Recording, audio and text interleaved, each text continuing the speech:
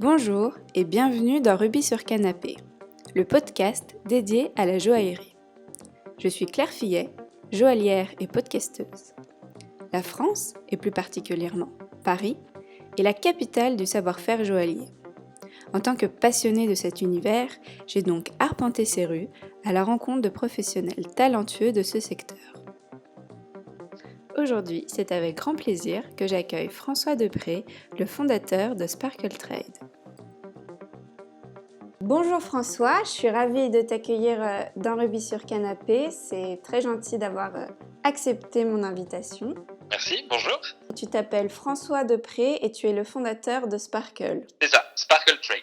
Sparkle Trade, ok. Alors, est-ce que pour commencer, tu peux un peu nous expliquer ce que fait ta société? Sparkle Trade, c'est une plateforme de vente de pierres de couleur pour les professionnels. Donc ça s'adresse exclusivement aux joailliers. Et l'objectif, en fait, c'est de permettre aux joailliers d'acheter des pierres directement sélectionnées depuis les principaux centres de taille. Aujourd'hui, la majorité des joailliers en France et en Europe achètent leurs pierres auprès de négociants-revendeurs, donc qui sont basés dans leur pays. Et donc là, l'idée, c'est un petit peu d'ouvrir et de se dire, avec les outils du digital, on va pouvoir leur donner accès à des pierres qui sont basées à plusieurs milliers de kilomètres d'eux, tout en gardant vraiment cette capacité à pouvoir leur montrer les plus belles photos et les plus beaux visuels pour leur donner confiance dans leur achat et leur permettre d'acheter à distance. Ok, super. Donc en fait, le joaillier, ça lui permet d'avoir accès à des pierres, j'imagine, moins chères et surtout beaucoup plus de pierres. C'est ça. Concrètement, aujourd'hui, sur la plateforme, on a 3500 pierres. Donc, on a beaucoup de pierres précieuses, notamment beaucoup de rubis non chauffés. On a aussi énormément de tourmalines, de grenades, des pierres qu'on trouve aussi un peu moins, notamment sur le marché français, comme des alexandrites, des grenaumbalites, etc. Donc, notre idée, c'est vraiment effectivement d'ouvrir sur un stock beaucoup plus large et d'avoir un accès direct à ce stock, mais aussi de pouvoir faire découvrir des pierres qu'on voit un peu moins fréquemment, parce que effectivement les négociants revendeurs en France, quand ils constituent un stock, prennent un risque, le risque de ne pas pouvoir vendre la pierre.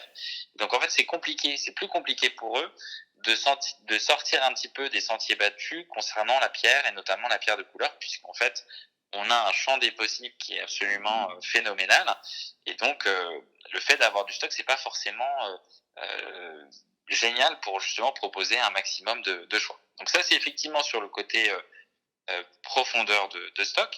Et il y a aussi le côté prix, effectivement. Nous, le fait de pouvoir directement être connecté avec les principaux centres de taille, ça nous amène forcément un avantage de ce point de vue-là. Donc généralement, on est un peu moins cher que ce qu'on peut retrouver via les négociants revendeurs. Voilà. Après, c'est deux modèles différents. Nous, typiquement, on ne fait pas de confier, ce qui peut être un atout effectivement pour les négociants revendeurs. Donc c'est vraiment deux modèles qui sont assez complémentaires en réalité, et donc qui, en tout cas avec Sparkle, qu'on a envie de promouvoir. Oui, bien sûr. Et puis en plus, comme vous faites effectivement des belles photos, on peut quand même se rendre compte. Mais par exemple, si moi j'achète une pierre assez chère pour mon client et qu'au final elle lui plaît pas, est-ce que je peux la renvoyer? Comment ça se passe? Oui, effectivement, nous, on a bossé pendant un peu plus de 4 mois pour trouver vraiment le meilleur studio photo, pour avoir les meilleurs rendus de couleur. C'est quand on achète de la pierre de couleur, c'est pas comme le diamant. On a besoin d'avoir une finesse dans les photos, dans les vidéos qui est absolument dingue.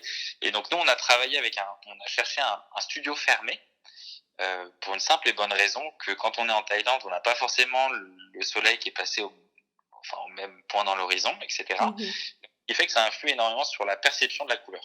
Donc on Oui. travaille dans un environnement fermé, ce qui permet d'avoir la même qualité qu'on soit à Paris, à Bangkok, à Colombo, etc. Et Mhm. donc c'est vraiment cette capacité à pouvoir être le plus juste sur la pierre qui nous permet déjà de dire aux joailliers, faites-nous confiance, la pierre que vous allez recevoir, c'est bien la pierre que vous avez vue.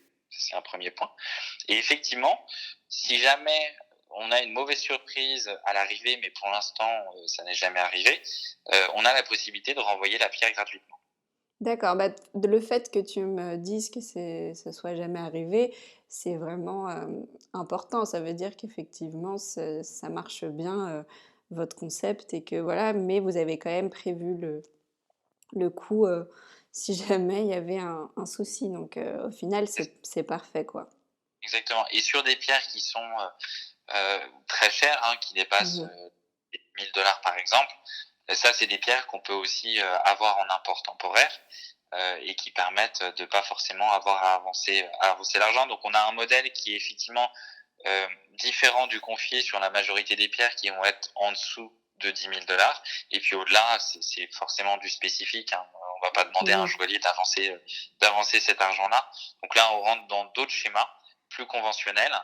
Mais effectivement, nous, notre concept, c'est vraiment de ne pas être dans le confié, de se dire qu'on offre en fait aux joailliers et via notre outil aussi en magasin, parce que l'objectif c'est aussi de montrer les pierres directement au client final, Mmh. d'avoir le vrai choix définitif du client, sans avoir à attendre un confié, sans avoir peut-être à attendre 2 ou 3 confiés avant de trouver la bonne pierre.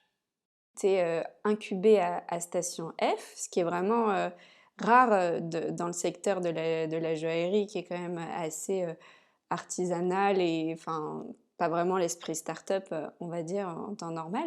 Est-ce que tu peux nous expliquer du coup ce que ça signifie? Comment tu es entrée dedans? Ce que ça t'apporte?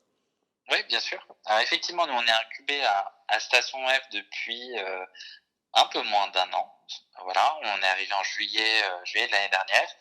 Et en fait, nous, on a fait ce choix-là d'être incubé à Station F parce que notre projet, au-delà d'être un projet tourné vers effectivement les pierres, la joaillerie, la gémologie, c'est aussi un projet qui est très orienté digital. Notre plateforme est Mmh. digitale. Et demain, on a aussi vocation à proposer une expérience de plus en plus immersive à nos clients et aussi surtout aux clients de nos clients, donc à savoir les clients particuliers via les joailliers, hein, puisque les joailliers sont aujourd'hui nos vrais clients. Ouais. Et donc tout ça, ça nécessite effectivement d'être en relation avec d'autres startups, un environnement qui justement a la capacité technique à faire. Et donc en fait, nous on échange énormément avec les autres startups pour trouver des idées, pour essayer d'avancer sur certains sujets. Et donc en fait, on est dans un univers d'entraide qui est extrêmement intéressant et qui permet d'aller beaucoup plus vite quand on développe un produit. Donc ça, c'est vraiment l'atout d'être présent à Station F. Et puis en fait, ça s'est fait assez naturellement. Donc nous, on est incubé dans l'incubateur de l'EDEC au sein de Station F, puisqu'en fait, c'est l'école que j'ai faite. Et donc du coup, ça me permettait de pouvoir mettre un pied dans cet univers. Ouais, bah, c'est génial, c'est une vraie chance. Mais du coup, juste, je rebondis sur ce que tu disais, quand tu dis: «Oui, nos clients, c'est les joailliers», quand tu es un particulier, on peut pas acheter sur ta plateforme aussi? Non, on peut pas acheter sur la plateforme. Ça, c'est un choix, hein, qu'on a fait. D'accord. On aurait pu le faire, hein. On pourrait très bien se dire qu'on pourrait le faire, mais en fait, on n'a pas envie de bouleverser le marché. Nous, notre Ouais. idée, c'est aussi d'être le relais des joailliers, hein. C'est pas de leur compliquer la tâche. Pour, revenir sur Station F, c'est vrai qu'effectivement, vous êtes une start-up digitale, sauf que c'est dans un secteur, qui est, vieux comme, l'Antiquité. Oui, j'ai vu aussi que tu avais eu un article, dans le Challenge, qui disait que tu étais une start-up, dans laquelle investir, donc c'est génial, félicitations. Merci. Donc le but, c'est de faire une levée de fonds. Est-ce que tu peux nous expliquer comment ça s'organise une levée de fonds et pourquoi toi, tu as envie, d'en faire une? Oui. Alors en fait, la levée de fonds, c'est généralement, mais pas toujours, un passage un peu obligé pour les startups, hein.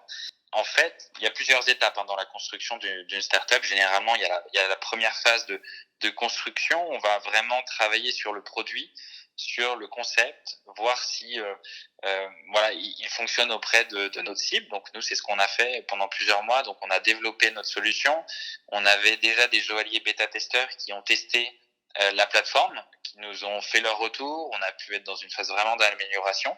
Et en fait, une fois qu'on a été prêt, on a lancé le produit. Donc là, ça date depuis fin février, on l'a Mmh. lancé. Et à partir de ce moment-là, en fait, on a vu ce qu'on appelle une traction dans le jargon, c'est-à-dire qu'on a vu que on avait des ventes, qu'on avait de plus en plus de joailliers inscrits sur la plateforme. Et en fait, l'idée de la levée de fonds, elle arrive parce que on a un besoin de grandir plus rapidement. Et donc, pour grandir plus rapidement, on a un besoin effectivement de recruter des business développeurs. Et donc, ce qui nécessite une levée de fonds. Et aujourd'hui, concrètement, dans la levée de fonds, nous, ce qu'on cherche à financer, c'est effectivement nos business développeurs, donc développer le nombre de joailliers inscrits sur la plateforme, sachant qu'on a une approche très humaine du métier. On a beau être digital, les joailliers, on a toujours une démonstration via visio, on a toujours des coups de téléphone, etc. Donc, c'est très important pour nous de pas simplement de n'être personne derrière un écran. Il y a effectivement des gens qui travaillent derrière, donc c'est important d'avoir une vraie relation avec ces joailliers. Donc ça, c'est ce qu'on cherche à faire. Et puis dans cette levée de fonds, il y a aussi d'autres choses. Le fait d'implanter un studio photo à Bangkok d'ici la fin de l'année, et génial, notamment, c'est top. voilà. Ouais, et c'est en fait l'objectif, c'est d'arriver à avoir de plus en plus de pierres, de choix de pierres. Et aussi, ce qui est important, nous, on n'a pas envie d'être le supermarché de la pierre. On veut avoir des pierres de qualité et donc choisir en amont les fournisseurs avec qui on a envie de travailler et donc de lister que certains produits. Ça, c'est hyper important. Et le dernier point dans cette levée de fonds, on a aussi un gros projet sur lequel on est en train de travailler pour créer la première filière en approvisionnement en pierres responsables.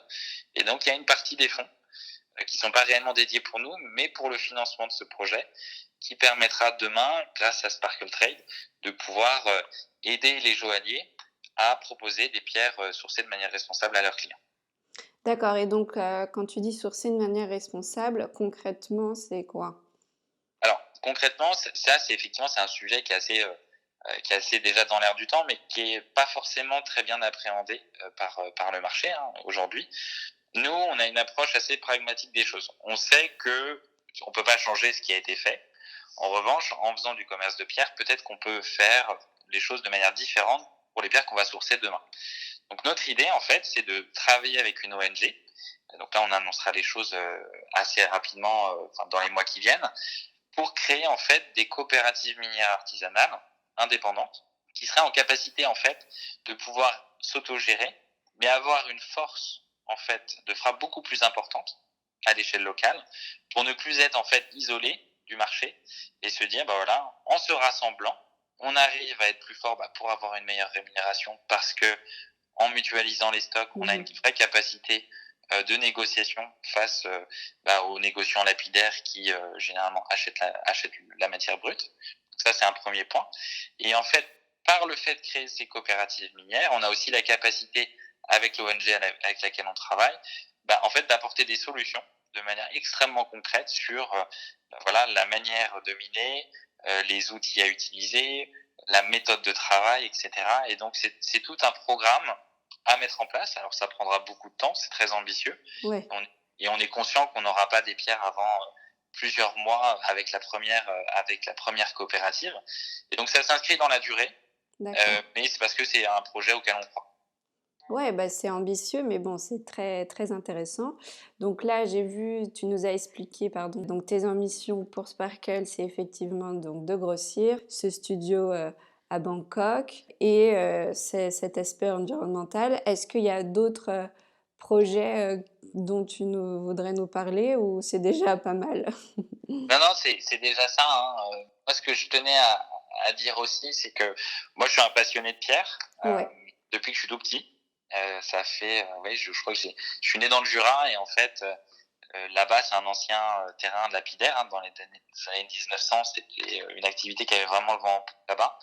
Et en fait, j'ai été assez tôt, justement, mis dans ce bain-là, malgré le fait que j'ai pas de famille dans le milieu.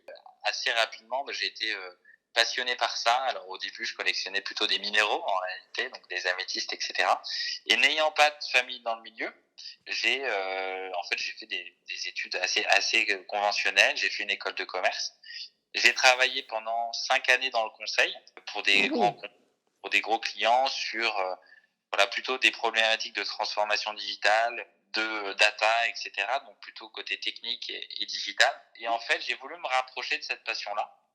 Donc j'ai suivi le cursus pierre de couleur du GIA à distance. Et à partir de ce moment-là, j'ai rencontré pas mal de monde dans le domaine des pierres de couleur. Et c'est là que j'ai vraiment vu un petit peu tous les écueils qu'il pouvait y avoir sur ce marché-là. Et que je me suis dit qu'il y avait une belle opportunité à faire, voilà, à aller changer, enfin, pas changer, mais essayer d'apporter quelque chose de nouveau sur un marché qui, mine de rien, n'a pas beaucoup évolué depuis plusieurs dizaines d'années. Oui, bien sûr. Donc, en fait, tu avais la passion des pierres en toi et c'est vraiment en faisant ces études-là que tu as rencontré des gens et que c'est devenu concret pour toi de travailler dans ce secteur, quoi. Exactement, exactement. Parce que moi, j'ai rencontré beaucoup de négociants, hein, beaucoup de négociants Ouais. qui effectivement me disaient on a essayé le digital, mais ça n'a pas forcément fonctionné, c'est pas évident, les joailliers sont pas prêts. Et je pense qu'effectivement, il y a une notion de date d'arrivée sur le marché.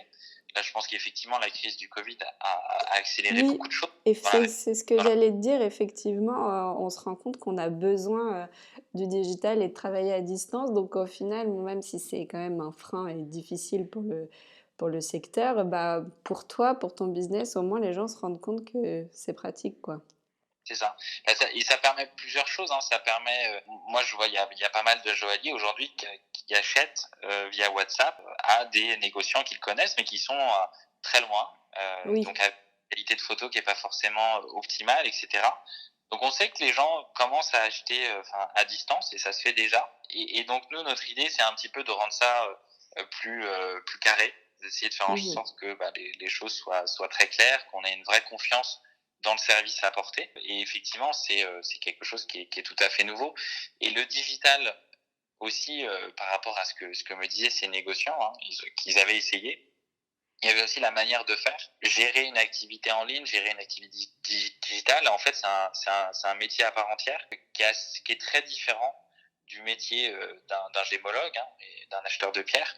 Et donc, forcément, ça nécessite des compétences particulières pour pouvoir arriver à un niveau qui permet de répondre aux attentes des clients. Et sinon, oui, sur justement la crise sanitaire, toi, tu penses que ça a pas mal impacté le secteur, que ça va changer du coup des choses ou au final, pas tant que ça? Alors, je pense qu'effectivement, ça a impacté le secteur, hein, c'est une évidence. Je pense que ça a permis d'accélérer beaucoup de choses, notamment dans la prise de conscience que le digital pouvait avoir son utilité dans le domaine de la joaillerie et principalement aussi dans l'achat de pierres hein, à distance. Des choses qui paraissaient impensables il y a 2 ans paraissent tout à fait envisageables maintenant.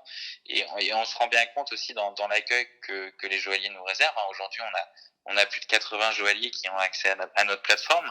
Il y en a beaucoup qui sont curieux, il y en a beaucoup qui ont envie de voir un petit peu les produits qu'on propose, etc.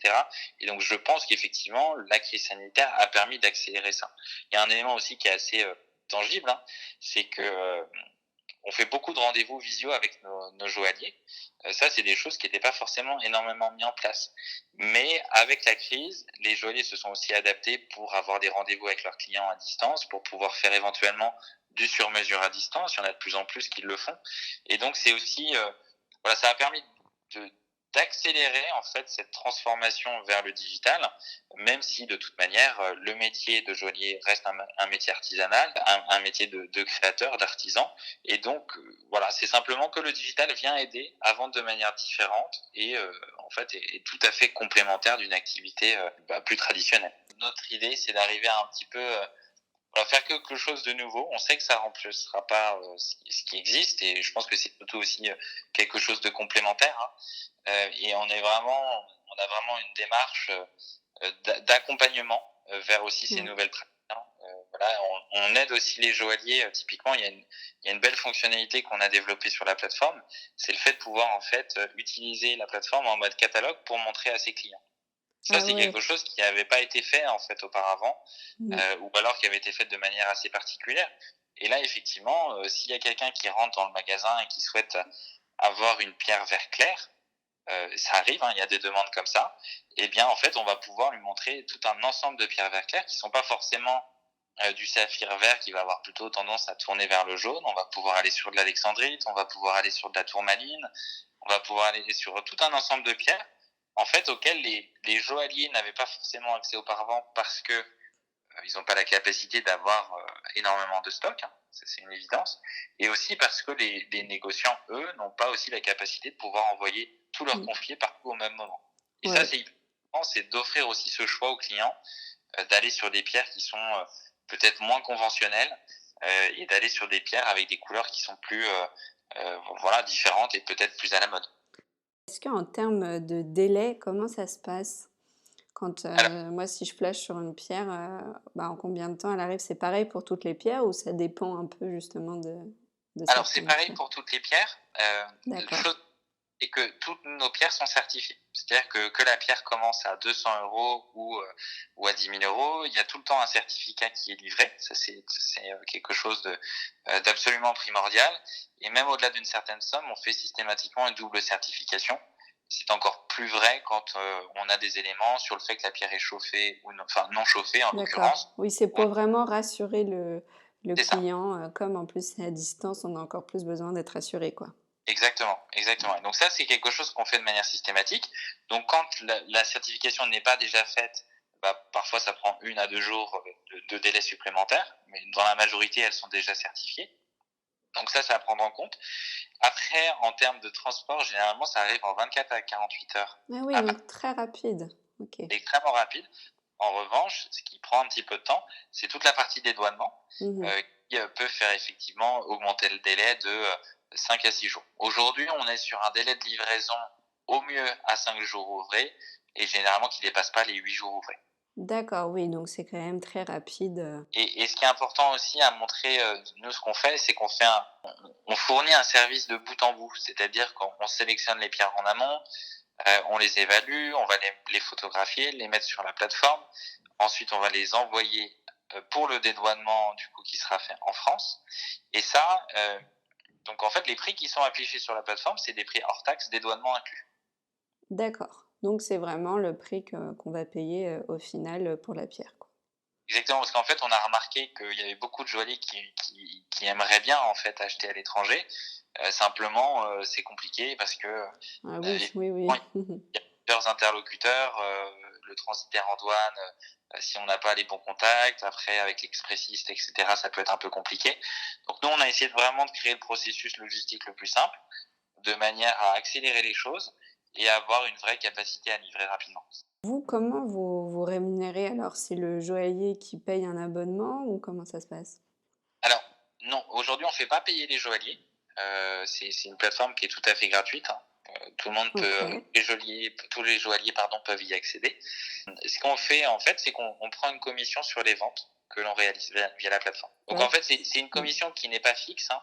C'est-à-dire qu'elle est dégressive. Plus la pierre est chère, forcément, moins le pourcentage de commission est élevé. Ce qui est en fait, ce qui est assez normal dans ce milieu-là. Et voilà, on fonctionne de cette manière-là. D'accord.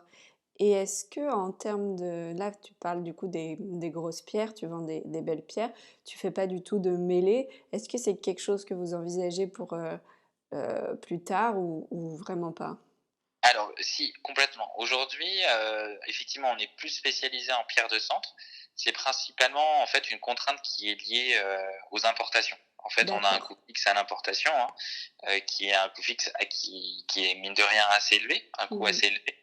Et donc, en fait, on peut pas se permettre aujourd'hui de pouvoir lister des mêlées et des calibrés de petite taille sur notre plateforme, parce qu'en fait, sinon, on serait pas compétitif par rapport aux acteurs qui sont notamment en France. Hein. Si on arrive avec et qu'on rajoute les frais d'importation, ça ne fonctionne pas. Donc nous, on va fonctionner en 2 temps.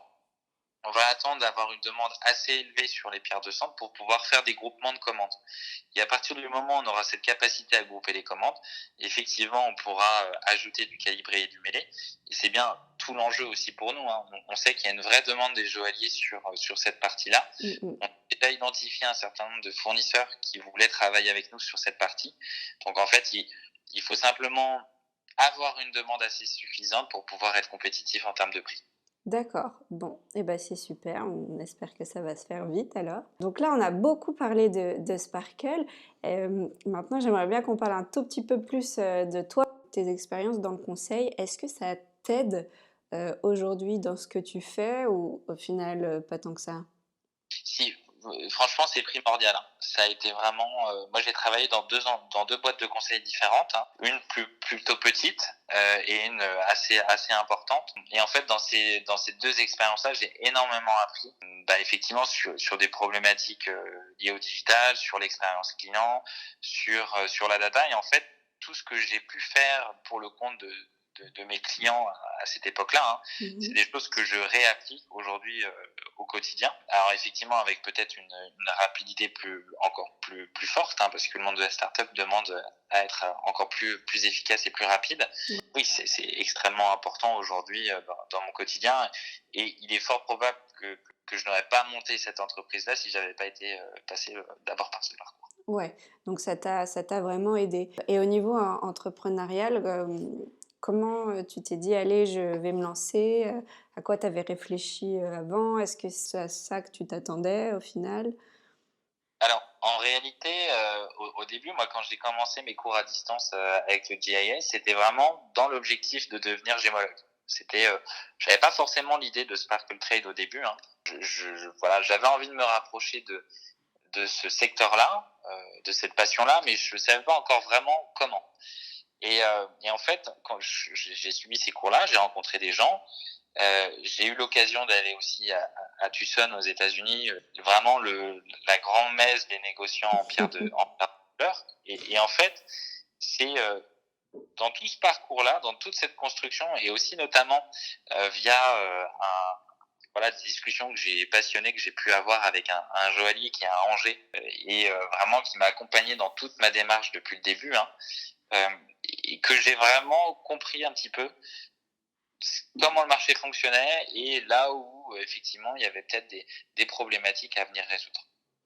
D'accord. Et donc, c'est comme ça que tu t'es dit que tu allais te lancer, mais en fait, c'était pas prévu depuis toujours, quoi. Non, effectivement, c'était pas prévu. Et puis en fait, c'est au gré des conversations, au gré des découvertes, en fait, qu'on on appréhende de plus en plus le marché, hein. Moi, j'ai discuté avec des personnes notamment qui travaillent chez Gemfield. J'ai discuté avec des personnes qui sont plutôt lapidaires dans les principaux centres de taille, avec beaucoup de joailliers aussi, des particuliers, pour comprendre un petit peu, voilà, aujourd'hui, quels sont les questionnements par rapport à la certification, ce type de sujet, de manière à vraiment avoir la vue très précise de la chaîne de valeur Ouais. du marché de la paire de couleurs. D'accord. Et est-ce que, du coup, il faut, pour se lancer, forcément un apport financier ou tu penses que c'est possible de se débrouiller sans? Alors, même en ayant une activité digitale, hein, c'est évident qu'il faut avoir un minimum d'apport financier. L'avantage de travailler sur ce type de support, c'est qu'on n'a pas besoin effectivement d'avoir un apport extrêmement conséquent au tout début, hein. L'objectif, c'est vraiment de commencer petit avec Mmh. un concept à tester, à valider. Et donc, ça nécessite pas forcément des fonds extrêmement importants. C'est pas du tout comme une vraie activité de négociant où là, effectivement, faut avoir la capacité d'achat de la matière brute pour ensuite la facetter, etc. Avec toutes les problématiques de gestion de stock et voilà, en tête d'un point de vue comptable, hein, le stock coûte cher, etc. Donc, on n'est pas du tout sur les mêmes engagements financiers au début. Après, effectivement, il y a une notion importante dans la croissance qu'il faut pouvoir financer. Donc voilà. Mais en tout cas, pour commencer, il y a besoin d'un petit peu d'argent, mais c'est pas non plus D'accord. des sommes astronomiques. Ouais, donc toi, en fait, ce que tu dis, c'est que pour se lancer, l'important, c'est d'avoir un bon concept et de le tester un peu avant comme on peut et voilà, si je C'est ça. résume. OK. Mais c'est pareil après pour toutes les activités, hein, pareil pour les nouvelles marques de joaillerie que l'on peut voir, hein, c'est à peu près la même démarche. Au début, on va peut-être commencer avec un modèle, deux modèles pour voir un petit peu si ça prend. On va peut-être pas voilà, travailler sur une dizaine de modèles qui vont mobiliser effectivement des pierres, du métal, etc. Commencer petit pour voir si le concept est validé avant de pouvoir continuer. En fait, toi, tu as la passion des pierres, mais au final, tu en vois pas forcément beaucoup au quotidien, tu vois plus ton ordinateur. Alors, nous, on voit quand même celle qu'on vend. Ça, c'est D'accord. l'habitude, puisqu'effectivement, on a un vrai rôle de validation, hein, aussi. Et demain, effectivement, quand on aura aussi notre outil, notre studio à Bangkok, Oui.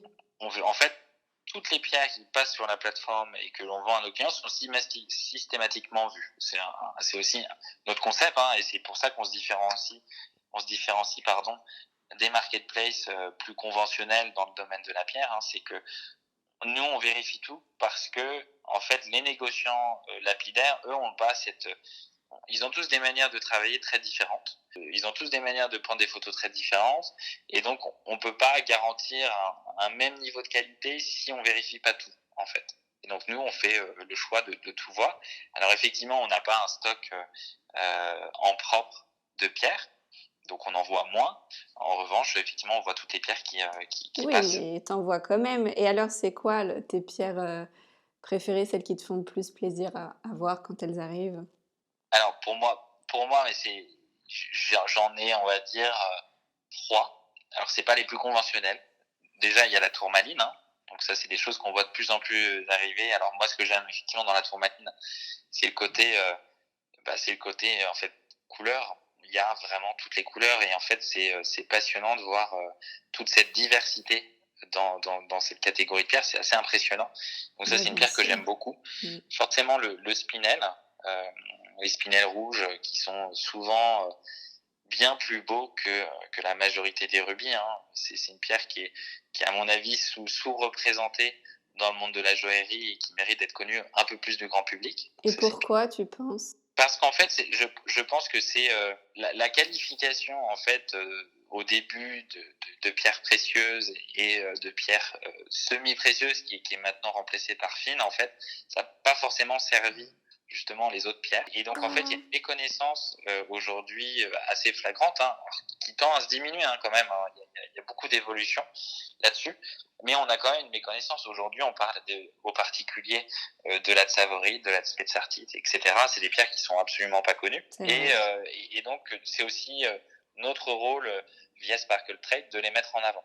Parce que c'est des pierres auxquelles nous, on croit beaucoup et qu'on a envie de montrer de manière un peu plus large. Hein. C'est un peu aussi la vocation du projet. Donc voilà, c'est aussi pour ça. Et la Oui, donc dernière en pierre, fait, excuse-moi de te couper, il y a quand même une vocation, pas d'éducation, mais en tout cas bien sûr, d'élargissement des points de vue du consommateur particulier au final, parce que pas tellement du joaillier, parce qu'ils les connaissent, mais ils font aussi là où il y a de la demande, quoi. c'est ça. Exactement. En fait, il y a aussi nous, on prend un peu aussi le contre-pied de ce qui a pu être fait toutes ces dernières années. En fait, on a eu une certaine homogénéisation du marché vers des pierres plus traditionnelles, des saphirs du même bleu, des émeraudes à peu près toujours de la même qualité, etc. Et en fait, on a au fur et à mesure oublié certaines pierres qui Mhm. maintenant tendent à revenir, mais on les a quand même un petit peu oubliées. Et donc, nous, c'est aussi notre travail, c'est de les remettre au goût du jour, de les remettre en avant et de dire, effectivement, si vous voulez une pierre verte, eh bien, peut-être que vous pouvez vous orienter vers une savorite, peut-être que vous pouvez vous orienter vers une tourmaline, parce qu'effectivement, pour à budget équivalent, vous n'allez pas forcément trouver une très belle émeraude. Et ça, c'est des choses qu'on a envie de transmettre et de partager. Donc c'est pour ça, hein, il y a aussi un élément qui est très important. Aujourd'hui, pour s'acheter un rubis non chauffé de 1 carat, c'est pratiquement, c'est pas forcément dans le budget de tout le monde.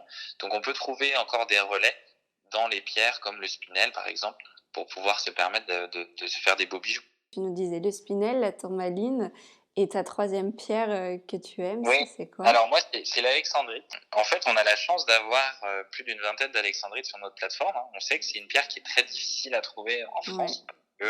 En fait, c'est clairement un risque pour les négociants d'avoir ça en stock. Hein.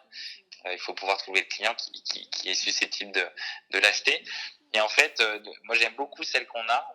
On a eu la chance d'en vendre plusieurs à des joailliers en France. C'est une pierre qu'on voit rarement et qui en fait est vraiment extrêmement intéressante. Elle est vert d'eau, vert assez clair. Alors bien sûr, on n'a pas un changement de couleur qui tourne effectivement vers le pourpre, hein, qui est l'alexandrite la plus demandée et qui est extrêmement rare. Donc là, on a un changement de couleur qui est un peu moins important, mais qui est quand même là. Et c'est une pierre que j'aime beaucoup. Et est-ce que, comme là, on est quand même assez resté chez nous un certain temps, J'imagine que toi, comme tu vas avoir bientôt un bureau à Bangkok, etc., tu as pas mal voyagé. Est-ce qu'il y aurait des endroits que tu pourrais nous conseiller de visiter en tant qu'amateur de pierres et de bijoux?